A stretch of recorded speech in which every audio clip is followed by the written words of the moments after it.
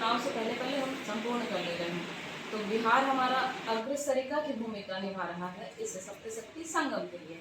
अब 23 जनवरी के बाद 24 जनवरी से पूरे विश्व को एक नया भारत दिखेगा, एक ऐसा भारत जहाँ की प्रत्येक नारी जागृत होगी और उन्हें अपनी सप्त शक्तियों का आभास होगा। ये सवाल है कि महिलाओं में जो आधुनिक सोच आई है और उसके थ्रू वेस्टर्न कल्चर को आगे बढ़ाया जा रहा है, इसे आप किस रूप में देखते हैं? वेस्टर्न कल्चर तो तभी आगे बढ़ रहा है जब माताओं में कीर्ति, श्री, वाक, स्मृति, मेधा, धृति और क्षमा ये सातों शक्तियाँ जागृत नहीं है।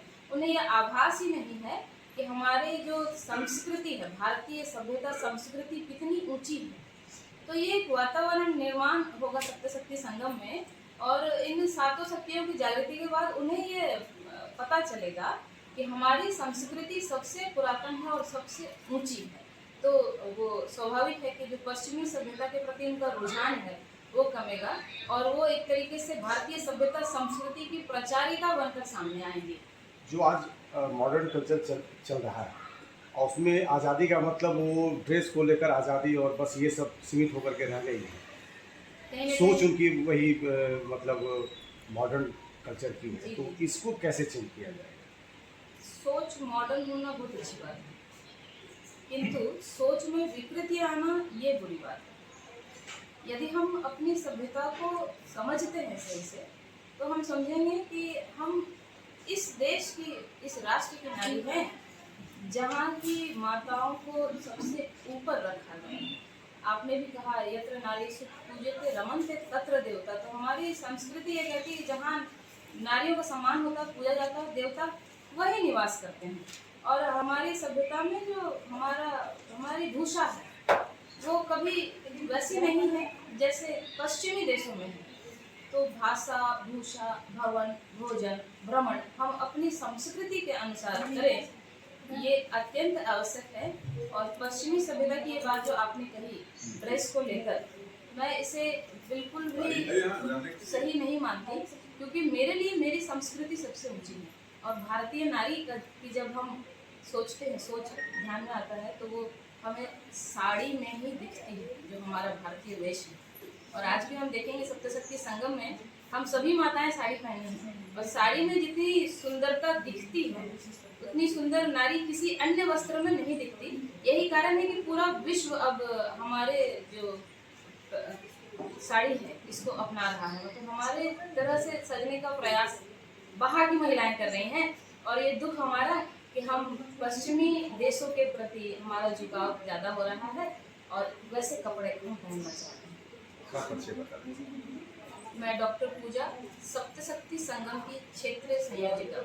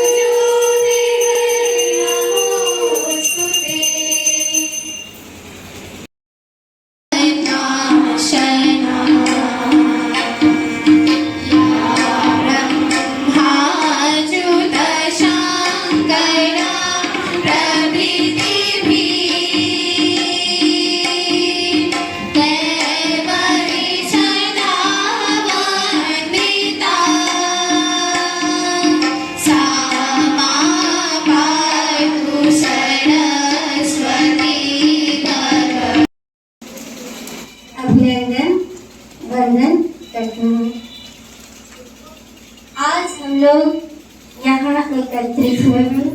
सप्त शक्ति संगम, सप्त शक्ति संगम, 7 शक्तियों का संगम, संग्रह। ऐसी कौन सी 7 शक्तियां हैं जिनका एक साथ समन्वय, एक साथ जहां संग्रह है?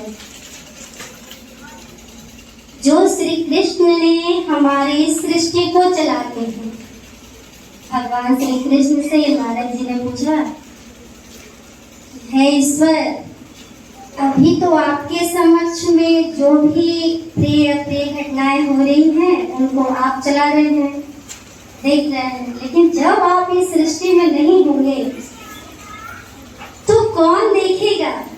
ये शक्तियां आपकी कहां से आएंगी और हमारे समाज को कौन बचाएगा? तो श्री कृष्ण ने मुस्कुरा कर कहा, हे पार्थ, मैं रहूं ना रहूं, हमारे अंदर की जो 7 शक्तियां हैं, जो सृष्टि को चलायमान के लिए अनिवार्य है, वो हमारी माताओं और बहनों के अंदर विद्यमान रहेंगी। मैंने उन शक्तियों का समावेश उनके अंदर कर दिया है।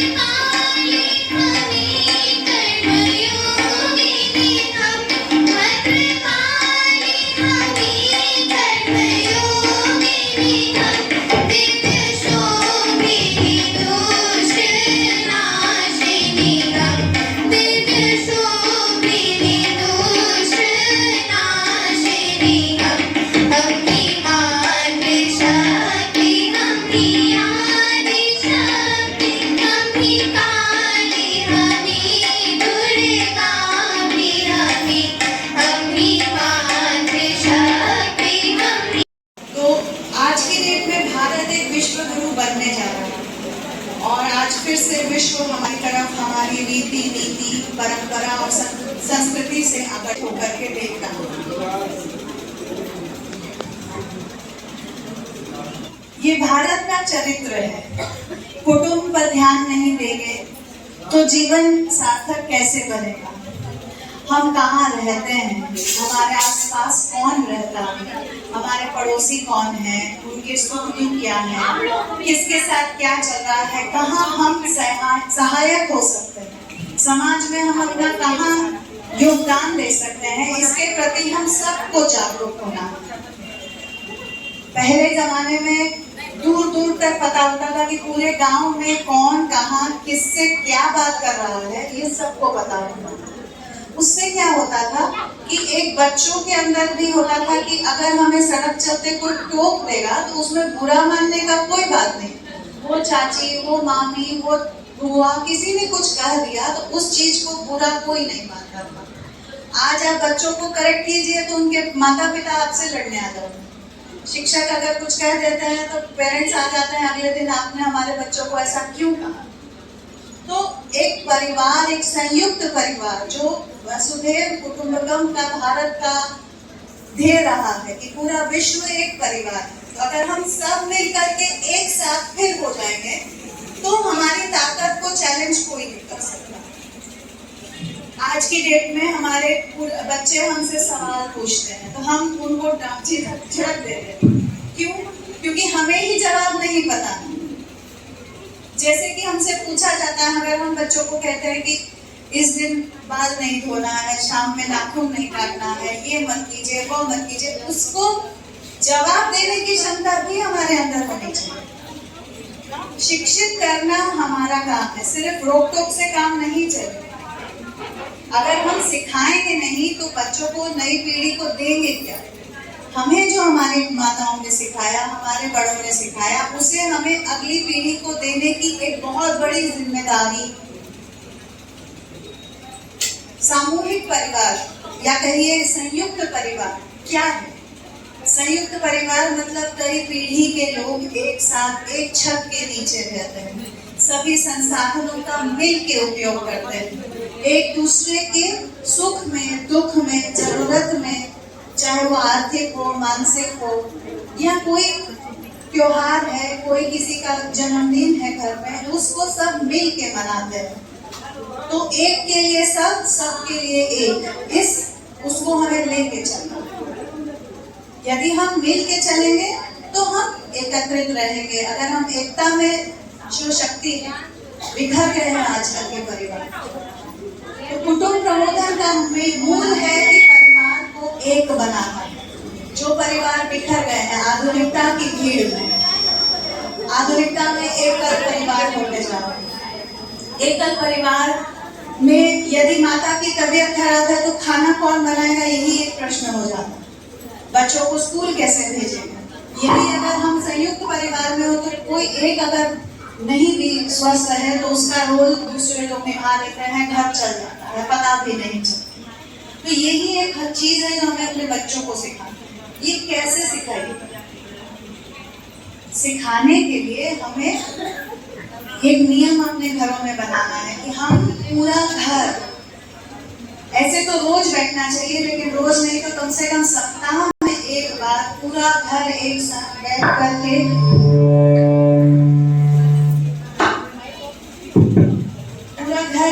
बैठ के भोजन करें।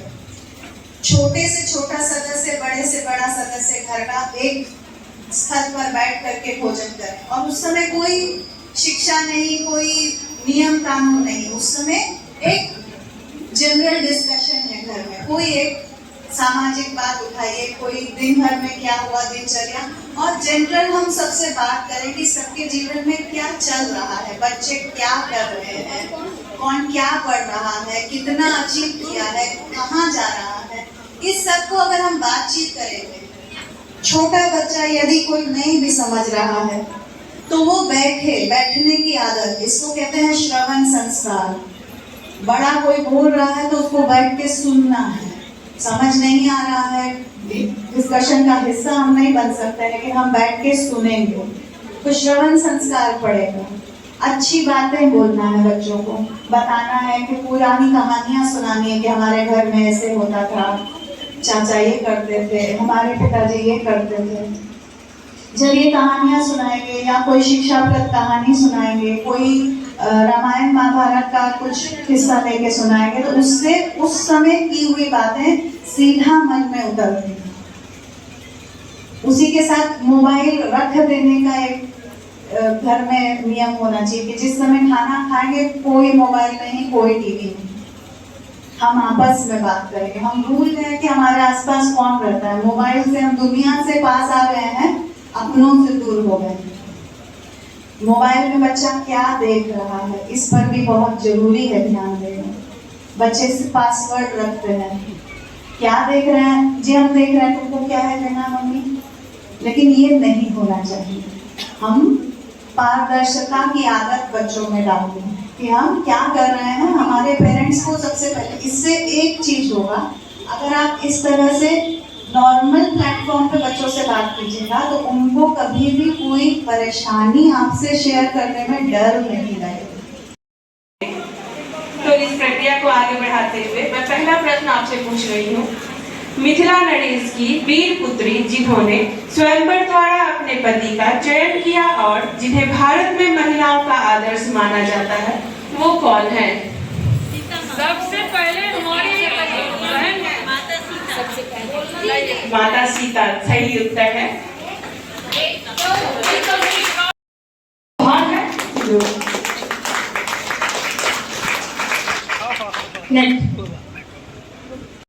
दिया जाएगा, बाकी के लिए क्षमा है। दूसरा प्रश्न है, दक्ष प्रजापति की कन्या जिसने पति प्राप्ति के लिए तप किया और जिसका परिवार सृष्टि में आदर्श माना जाता है, 52 शक्तिपीठ में जो प्रतिष्ठापित है, वो कौन है? ये हमारे पास जो दीदी है वो आप बताई हैं माता सती, जो कि सही जवाब है। बहन सोनी अग्रवाल जी के लिए करतल ध्वनि करें और इन्हें उपहार भी दिया जाएगा। प्रश्न पहले पूर्ण होने के बाद ही पंच महाभूतों से मिलकर बना है, ये पंच महाभूत कौन से हैं? हमारी दीदी यहाँ सामने है, मैं उन्हें माइक दे रही हूँ और इनका आप हाथ उठा के ही रखेंगी, आप उठाएंगी यहाँ सबसे पहले और जवाब आप ही का होगा। अग्नि, जल, वायु, मिट्टी।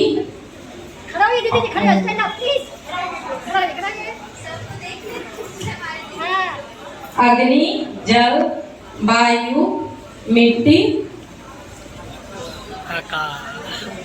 हो गया, सॉरी दीदी, एक ही बार उत्तर देना था। हम बोले थे ना चार, एक बच गया ना, एक बच गया। चलिए कोई बात नहीं, ठीक है। नहीं, तुम्हारा मौका नहीं मिला। के आधार पर जन्मदिन मनाने के क्या क्या तरीके हो सकते हैं? दीदी पुष्पा जी उठी हैं, सबसे पहले हम हाथ उठाए हैं। एक बार जो आंसर देती है दीदी जी को बोलना है आंसर।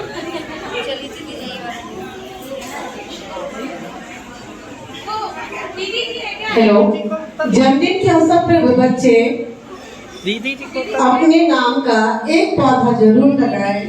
अच्छा पहले बोलने दे। अभिभाविकाओं को अवसर मिलना चाहिए दीदी। ये सबके संगम एक ही है।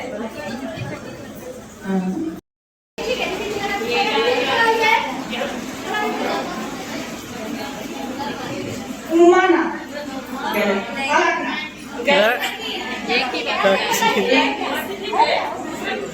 इसका उत्तर है दक्षिणी तट पर। अगला प्रश्न है, बिहार की काशी किस मंदिर को कहा जाता है? सही उत्तर है। बहन के लिए पुरस्कार यहाँ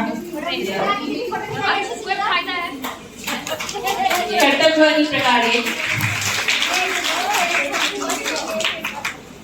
अगला प्रश्न है, बाढ़ शहर में ऐसा कौन सा मंदिर है जो पूरे भारत में सिंगापुर के बाद दूसरा स्थान रखता है? हमारे पीछे बहन है।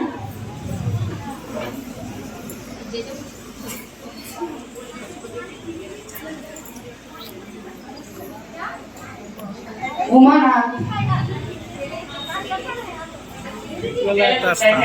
इसका सही उत्तर है शनि मंदिर सिटी घाट। अगला प्रश्न है, बाढ़ शहर के किस गांव से संबंधित महिला ने अपने मृत पति के अंतिम संस्कार की चिता पर सती हुई और उनके सम्मान में मंदिर स्थापित हुई?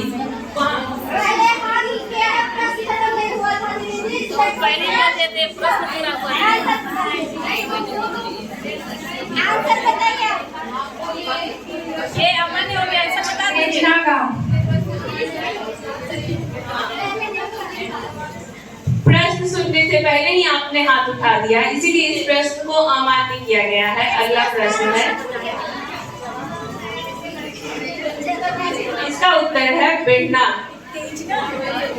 बाड़सहट किस दो खाद्य सामग्री के व्यापार के लिए पूरे भारत में प्रसिद्ध है? पहले उठा लाल। और दो। गलत उत्तर है। सही उत्तर है इसका नमक और चमेली का तेल। अगला प्रश्न है, उमानाथ गंगा घाट से जल भरकर स्थानीय निवासी किस मंदिर में जल समर्पित करने के लिए पैदल यात्रा करते हैं? आप लोगों से निवेदन है, पहले प्रश्न को पूरा सुनना है तब हाथ उठाना है।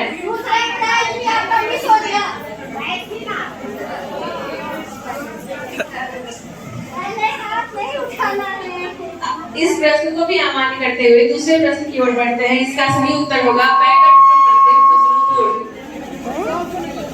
बाड़सहट व्यापारिक दृष्टिकोण से किसके शासनकाल में नदी व्यापार के लिए इतिहास में अपना परचम लहराया है? हिस्ट्री।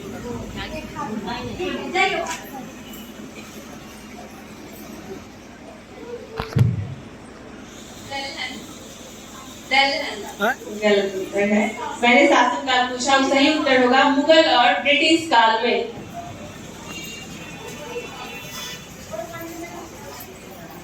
बाढ़ के पूर्व का क्षेत्र बंगाल के शासक द्वारा नियंत्रित किया जाएगा, जबकि पश्चिमी क्षेत्र दिल्ली सल्तनत द्वारा नियंत्रित किया जाएगा।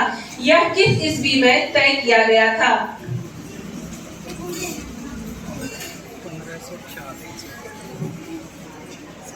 1540।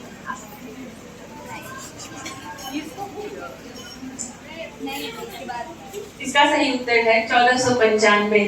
अगला प्रश्न है, भारत की सबसे बड़ी बिजली उत्पादन करने वाली कंपनी जो कि बाढ़ में स्थित है उसका नाम क्या है?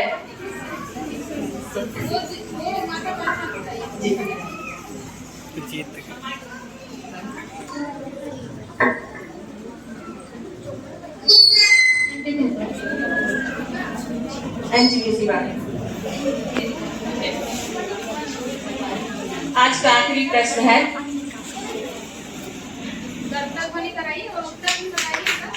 एनटीपीसी बाढ़ इसका सही उत्तर है और बहन के लिए कर्तव्य ध्वनि हम लोग सभी करेंगे। एक बार जोरदार तालियां होंगे। आज का आखिरी प्रश्न, बाढ़ का रेल मार्ग किस शहर का मुख्य लाइन है? बाढ़ का रेल मार्ग किस शहर का मुख्य लाइन है?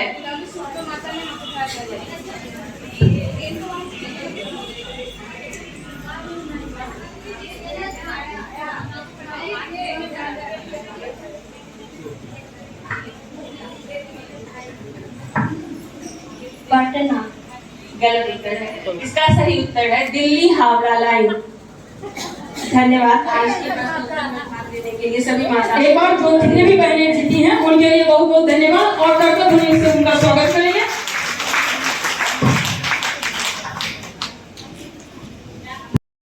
हृदय से नमन। सबसे पहले तो मातृशक्तियां जितनी मेरे सामने दिख रही हैं, आपके चेहरे की आभा देखकर मैं प्रफुल्लित हो रही हूँ। बहुत बहुत धन्यवाद आज यहाँ उपस्थित होने के लिए और बहुत ही धैर्य से बैठकर आप यहाँ मंच से जो हो रहा है उसको सुन रही हैं, इसके लिए आप सभी का बहुत बहुत आभार। हम सभी जानते हैं कि कहना आसान होता है, सुनना सबसे बड़ा कठिन कार्य है और आप सभी धैर्य से सुन रही हैं तो ये तो साफ पता चलता है कि जो हमारी सप्त शक्ति में से एक शक्ति है धृति, वो हम सभी में जागृत है। यहाँ मंच से प्रस्तावना लेते समय दीदी ने सप्त शक्ति बताया, कीर्ति श्रीवाक्य नारी नाम, स्मृति मेधा, धृति क्षमा, ये 7 शक्तियां हैं और ये 7 शक्तियां नारायण की हैं। पर्वतों में श्रेष्ठ सुमेरु है, देवताओं में श्रेष्ठ इंद्र है, पुरुषों में श्रेष्ठ अर्जुन है, लेकिन हमने कभी सुना क्या कि नारी में कोई श्रेष्ठ है? प्रत्येक नारी श्रेष्ठ ही नहीं सर्वश्रेष्ठ है। तो हम सभी जो नारी रूप में धरती पर आए हैं, इसके लिए श्री हरि विष्णु को सीधा सीधा हमें आभार देना चाहिए कि नहीं देना चाहिए। उनकी सातों शक्तियां हमारे अंदर विद्यमान है श्री हरि विष्णु के रूप में। तो श्रीमद् भगवत गीता के 10वें अध्याय के 34वें श्लोक में उन्होंने अर्जुन से कहा, उसकी अंतिम पंक्ति में कहा, कीर्ति श्रीवाक च नारी नाम स्मृति मेधा कृति क्षमा।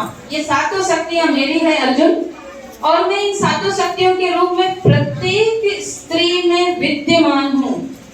तो हम नारियों को इसलिए हमेशा ऊंचा रखा गया और कहा गया, यत्र नार्यस्तु पूज्यते रमन्ते तत्र देवता, क्योंकि साक्षात श्री हरि विष्णु हमारे अंदर समाये हुए हैं। हम नव दुर्गा की बात करते हैं, हम दशम विद्याओं की बात करते हैं, हम 64 योगिनियों की बात करते हैं, हम 36 यक्षिनियों की बात करते हैं, लेकिन हमने सप्तशक्ति को नहीं जाना। ये सप्तशक्ति की चर्चा पहली बार विद्या भारती कर रही है। विद्या भारती अखिल भारतीय शिक्षा संस्थान, जिसके हम अभिन्न अंग हैं, क्योंकि हम इसकी अभिभाविकाएं हैं। तो आप सभी को हृदय से मेरा धन्यवाद कि आपने ये निर्णय लिया कि मेरे पुत्र पुत्री कहाँ पढ़े, तो विद्या भारती के विद्यालय में पढ़े। ये जीवन का सबसे बड़ा जो है ना वो निर्णय होता है। मैं भी विद्या भारती की पूर्व छात्रा हूँ और मेरी संतान भी विद्या भारती विद्यालय से पढ़ रही है, क्योंकि मुझे पता है कि विद्या भारती विद्यालय के क्या गुण हैं, और यहाँ से यदि मेरे संतान पढ़ेंगे तो भारतीय सभ्यता संस्कृति उसके अंदर होगी। यदि संस्कार हुआ तो मेरा संतान क्या होगा, वो मेरे निकट होगा। अभी दीदी से हमने सुना, ये इस बाढ़ की बहुत ही बड़ी नेत्र विशेषज्ञ हैं, इन्होंने बताया कि मोबाइल कैसे हम लोगों को दूर कर रहा है।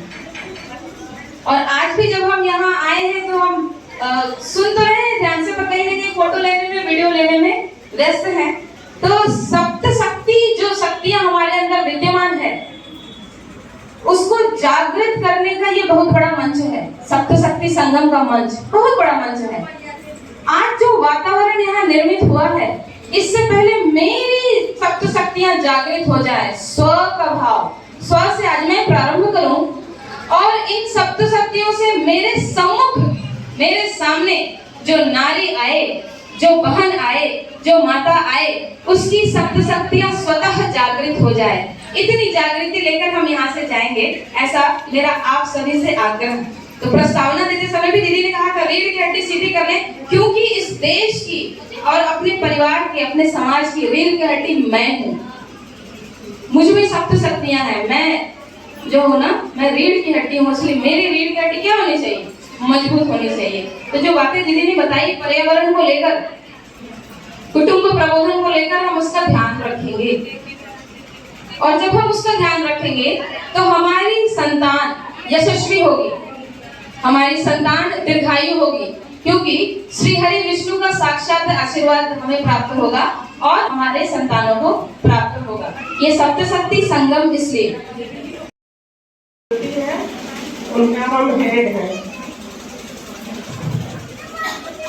हमारा भाषा, अपना भाषा जो है ना बंगाली है, ठीक है, इसीलिए वजह से हम बोल नहीं पाते हैं। বাংলাতে কথা বলুন, আমরা বাংলা বোঝার চেষ্টা করি।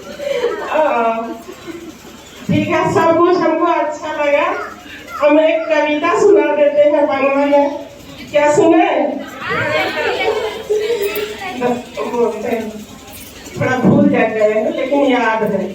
धन धन पुष्प भरा আমাদের এই বসুন্ধরা, তাহার মাঝে আছে দেশ সকল দেশের সেরা, তাহার মাঝে আছে দেশে সকল দেশের সেরা, সেই স্বপ্ন দিয়ে তৈরি সে যে সিটি দিয়ে গাড়া, স্বপ্ন দিয়ে তৈরি সে যে সিটি দিয়ে গাড়া, এমন দেখতে কোথাও খুঁজে পাবে না গো তুমি, সকল দেশের রানী সে যে আমার জন্মভূমি, চন্দ্র সূর্য গ্রহ তারা কোথায় এমন ধারা, কোথায় এমন খালে তরি, এমন চালক মৃগে, তেমন ধানের উপর ঢেউ খেলে যায় বাতাস কার দেশে, এমন দেশটি কোথাও খুঁজে পাবে না গো তুমি।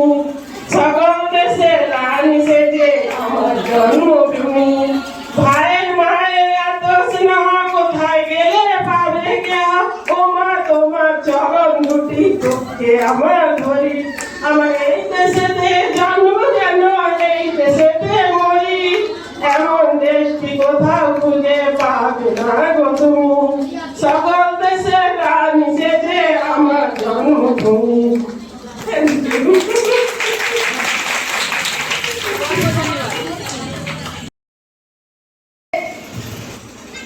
मैडम जो है सीमा मैडम, और एक मेरी इसमें मेरी बहन बेटी भी रहती है दीपिका।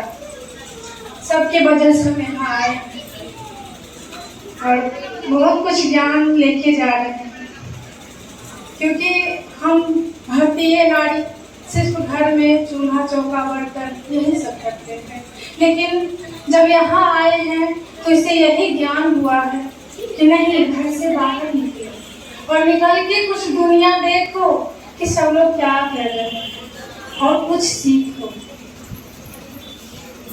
और यहाँ आके हमको सीखने के लिए यही सब मिला है कि अपने बच्चों के साथ एक टाइम सप्ताह में दीदी बताए, लेकिन हम तो कोशिश करेंगे कि रोज रोज अपने बच्चों के साथ खाना खाए और अपने बच्चों को सिखाए। और इसके आगे क्या बोलेगा, जैसे दीदी ने कविता सुनाई, हम चाहते हैं एक भजन सुना दें, अगर आप लोग की इच्छा है तो।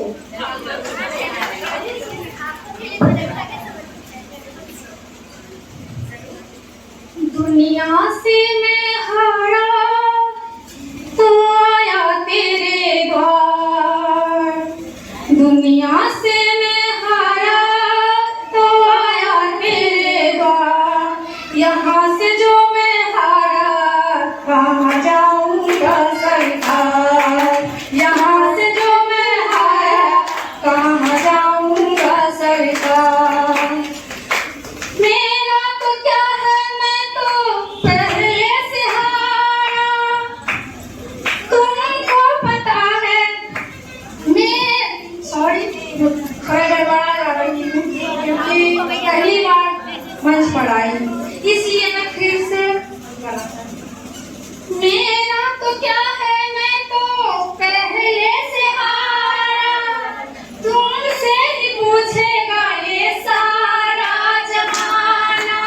डूब गई क्यों नैया तेरे रहते थे बनहार, डूब गई क्यों नैया तेरे रहते थे बनहार, यहाँ से जो मैं हारा कहाँ जाऊँगा सरकार, यहाँ से जो मैं हारा कहाँ जाऊँगा।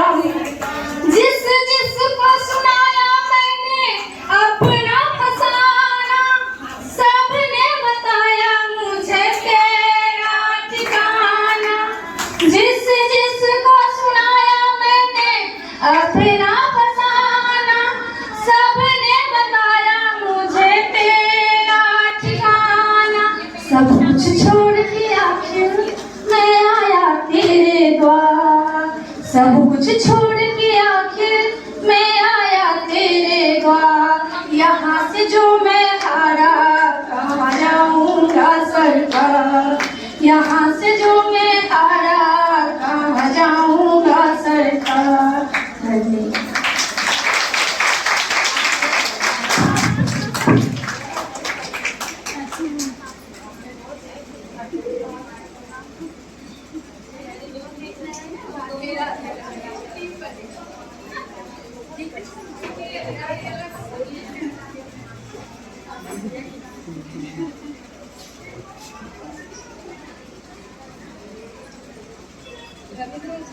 বড় আশা করে আরো একটা ये जो गा रहे थे वही भाव आ रहा था, थोड़ा सा मातृशक्ति क्या है और हमें अपने मातृत्व को कैसे जगाना है, इस विषय में आज ये चर्चा हो रही है। और हमें उम्मीद है कि आप लोगों ने बहुत कुछ सीखा है। जैसा कि जानते हैं कि मैं पेशे से डॉक्टर हूँ, इसलिए मैं भी मातृत्व शक्ति के बारे में आपको कुछ बताना चाहूँगी कि अपनी मातृत्व शक्ति को आप कैसे बचा सकते हैं, कैसे उत्तम बना सकते हैं और अपने बच्चों और अपने परिवार को कैसे सुरक्षा दे सकते हैं। हम माताओं से ये निवेदन है कि जैसा कि आप जान रहे हैं कि मैं मेडिकल से हूँ। आज बहुत सारी माताएं हैं ऐसी जो थोड़ा मेरे बोलने में थोड़ा कड़वाहट आएगी, मगर बहुत बड़ी बात है जिसे आप बहुत गंभीरता से सुने कि हमें हमारा बोलने का क्या अर्थ होता है। मैं बस इतना ही बोलना चाहूँगी कि आज जो मेडिकल लाइन बहुत आगे चला गया है और इस मेडिकल लाइन इतना आगे जाने के बाद भी आज की माताएं गर्भ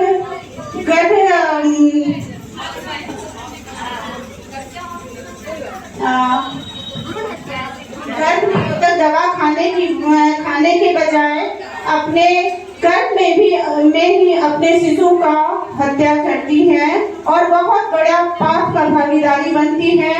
हमारा यही निवेदन है माताओं से कि आप कभी भी गर्भ हत्या न करें, ये जान के कि हमारे गर्भ में लड़की है और हमें लड़का चाहिए, क्योंकि आज के डेट में लड़की और लड़का में कोई अंतर नहीं है। हालांकि इससे लड़की तो आजकल लड़कों से भी बहुत बड़ा पद पा रही है, इज्जत मान सम्मान जो भी है वो लड़कों से ज्यादा माता पिता को वो दे पा रही है। इसलिए हमारा निवेदन है कि आप इस तरह का कोई गलती न करें कि आप अपने बच्चों को ही अपने गर्भ में मारकर आप अपने पाप का भागीदारी बने, क्योंकि मेडिकल लाइन बहुत आगे चला गया है और इस क्षेत्र में अगर आपको बच्चा नहीं चाहिए तो बहुत सारी व्यवस्था है, बहुत सारी प्रिवेंटिव मेडिसिन चल रही है जिसका उपयोग करके आप अपने मन चाहा रिजल्ट को पा सकते हैं। और हमारा ये निवेदन है कि सभी माता जब गर्भवती होती है तो अपने बच्चों को क्या देना है और अपने बच्चे को क्या बनाना है, वो उसे कैसे तैयार करना है, उसका जो वो मेरा बच्चा संस्कारी बने, मेरा बच्चा हेल्दी बने और मेरा बच्चा बाहर आके महान बने। इसके लिए माताएं इस समय पर अपना सारा इस विषय पर विशेष ध्यान दें कि हम अपने बच्चों को गर्भ में ही उच्च शिक्षा दें, अपनी दिनचर्या को ठीक कर, अपनी खान पान को सुधार कर, अपने वाणी को मधुर बनाकर, प्रेम बनाकर, अपने गुस्से को त्याग कर और अपनी दिनचर्या अच्छे भोजन अपने शिशु को गर्भ में दे, अपने समय पर खाएं पिए और अच्छे संस्कार में रहें, भजन कीर्तन करें और एक अच्छा माहौल में रहें, ताकि हमारा बच्चा गर्भ से ही क्योंकि 70% जो डेवलपमेंट होती है बच्चों की वो गर्भ में, माँ का गर्भ में ही होता है। इसलिए मैं निवेदन करूंगी कि जो भी माताएं हैं, जो भी बहनें हैं, जो आने वाला जनरेशन है वो पहले से सतर्क हो जाए, हमारी इच्छा के अनुसार हमारा बच्चा पैदा ले, हम जैसा चाहे वैसा मेरा बच्चा बने। ये हमें संकल्प लेने की आवश्यकता अब आ गई है।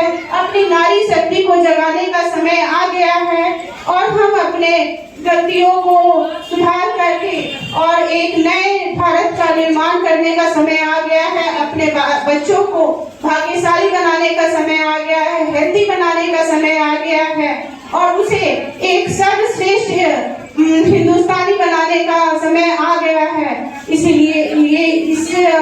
इसलिए मैं चाहूंगी कि आप अपनी गलतियों से अपने बच्चे का भविष्य खराब न करें और उसे एक स्वस्थ बच्चा पैदा करके देश के गौरव के लिए उसे दान में दे, ताकि हमारा देश महान बने। आप जानते हैं भारत की नारी में वो शक्ति है जो पूरे विश्व में नहीं है, क्योंकि हमारी भारतीय नारी इतनी बलवान है, इतनी सशक्त है, इतनी तेजस्वी है, इतनी भाग्यशाली है कि बूढ़ी नारी को मैं यही बोलना चाहूंगी कि आज हमें भगवान से कोटि कोटि नमन करना चाहिए कि हम एक नारी के रूप में जन्म हम पाए हैं और हमारे पास वो शक्ति है जो किसी में नहीं है। क्योंकि आज नारी शक्ति अगर विद्या पाने जाए तो हमें सरस्वती माता के पास जाना पड़ता है। अगर हमें बल के लिए अगर हमें जाना पड़ता है तो धरती माता दुर्गा के पास जाना पड़ता है। तो और अगर हमें भोजन पाना है तो माता के पास जाना पड़ता है। अगर हमें विद्या बुद्धि ज्ञान और बल चाहिए तो सारी चीज माताओं से प्राप्त होता है। इसलिए हर माताएं अपने आप को भाग्यशाली समझें और अपने भविष्य, अपने बच्चों का भविष्य और अपना पूरे परिवार का विशेष ध्यान देकर अपने भारत को सर्वोत्तम बनाए और भारतीय नारी होने का गर्व महसूस करें कि हम भारतीय हैं और हमारे पास कोई ऐसा ऑब्जेक्शन नहीं है जिसको मैं कर नहीं सकती हूँ। जैसा आप सोच बनाएंगे उसी तरह हमारा वही सोच हमारा आगे जाके वो सपना पूरा होगा। इसलिए निवेदन है कि आप बड़ा बड़ा सपना देखें। अपने बच्चों को संस्कार बनाने के लिए खुद पहले अपने आप को सुधारे, अपनी गलतियों को सुधारे, क्योंकि बच्चे आप ही की देख रेख में पलते हैं। अगर आप गलती करेंगे तो बच्चे भी पीछे पीछे गलती करेंगे। इसलिए आज समय आ गया है कि अपने बच्चों को सुधारने से पहले हम अपने आप को सुधारें ताकि हमारा बच्चा गलत रास्ता पे न जाए। उसे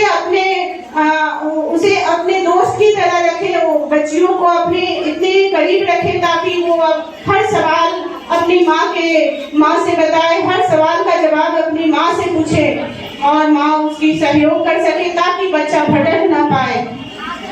और अंत में यही कहना चाहूंगी कि दूसरों की जय से पहले खुद को जय कहें। इस माध्यम से मैं एक छोटा सा गीत गाना चाहूंगी। मन विजय करे दूसरों को जय से पहले खुद को जय कहे। हमको मन की शक्ति देना, दूसरों से भूल हो तो माफ कर सके। धन्यवाद। कार्यक्रम में उपस्थित समस्त अध्यापकों इन्होंने इस कार्यक्रम में उपस्थित होकर हमें सफल बनाने का प्रयास किया। साथ ही साथ इस कार्यक्रम में सफल बनाने में प्रत्यक्ष एवं परोक्ष रूप से सहयोग करने वाले सभी सहयोगियों को विद्यालय की ओर से बहुत बहुत धन्यवाद। अंत में हमारे सभी मार्गदर्शक अधिकारीगणों को हृदय से आभार एवं बहुत बहुत धन्यवाद।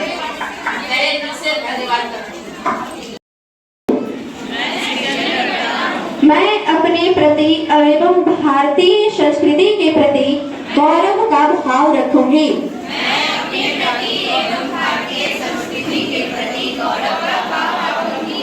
मैं कुल परंपरा सिखाऊंगी। मितव्ययिता के साथ घर चलाऊंगी।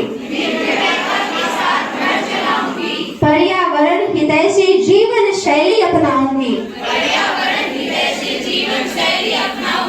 भारत के नागरिक कर्तव्यों का पालन करूंगी। परिवार, समाज, राष्ट्र एवं विश्व कल्याण के लिए कार्य करूंगी।